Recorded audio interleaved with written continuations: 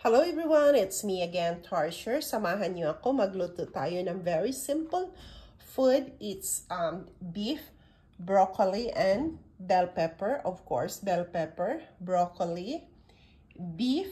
Minarinate ko na yan ng 30 minutes. And of course, garlic, onions, ginger.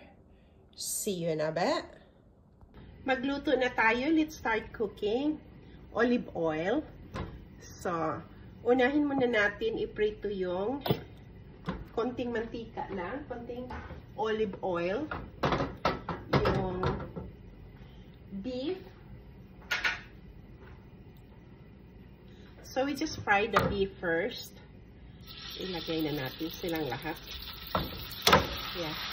We just add this together.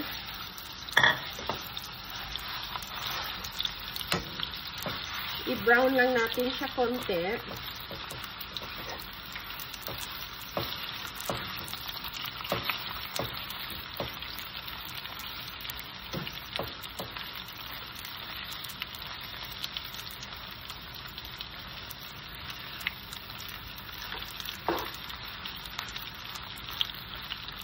Prito lang natin siya konti. So, ganyan na siya ka golden brown. Tanggalin muna natin.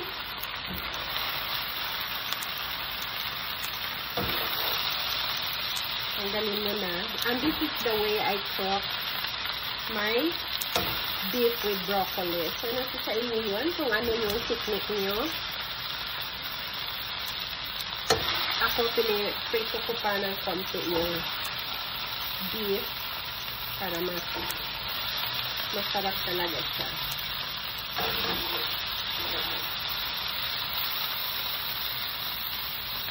Sesame oil. Gamitin lang natin yung pareho pa rin yung pan natin. Ito na lang gamitin. So, I just add this together.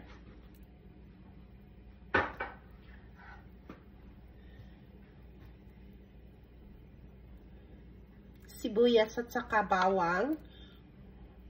Onions and garlic.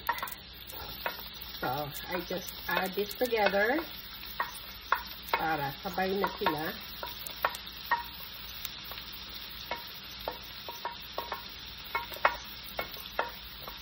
And I just add my ginger. So, kayo kung ano ang gusto nyo unahin. Ako kasi sinasabay ko na sila kasi pareho lang naman yan. Maluto sila pareho.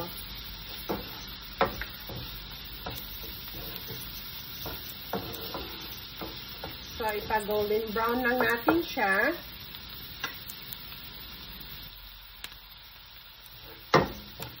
So, golden brown na yung sibuyas at saka kamatis.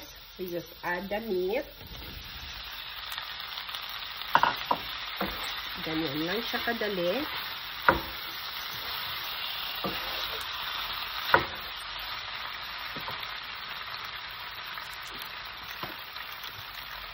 Black pepper.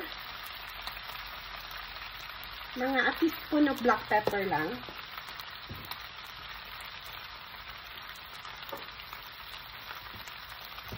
And then, oyster sauce. Mga 1 tablespoon of oyster sauce or 2. Nasa sa inyo yun. Kung gaano kadami.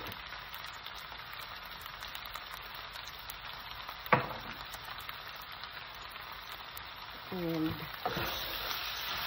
just mix it.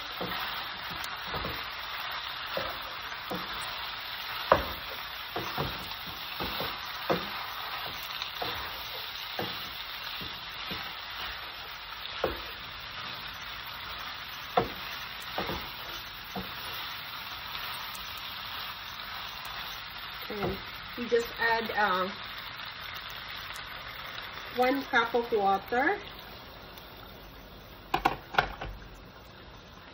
So, hanggang lumambot siya.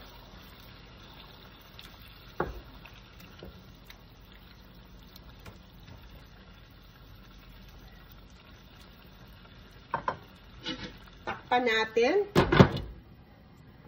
Medium low yung heat. And then, 30 minutes. So, malambot na yung meat. Yan sila. Super lambot. And then, we just add the vegetable.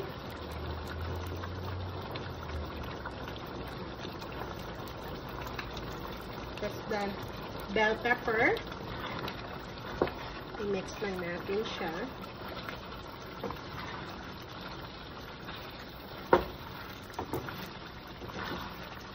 And then, just the broccoli.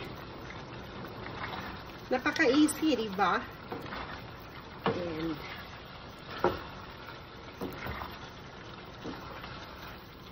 ang bango niya.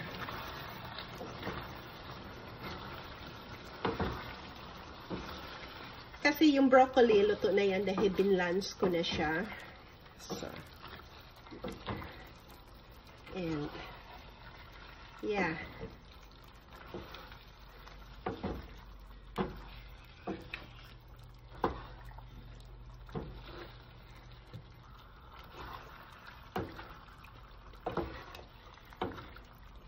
If you can smell it, it's so delicious.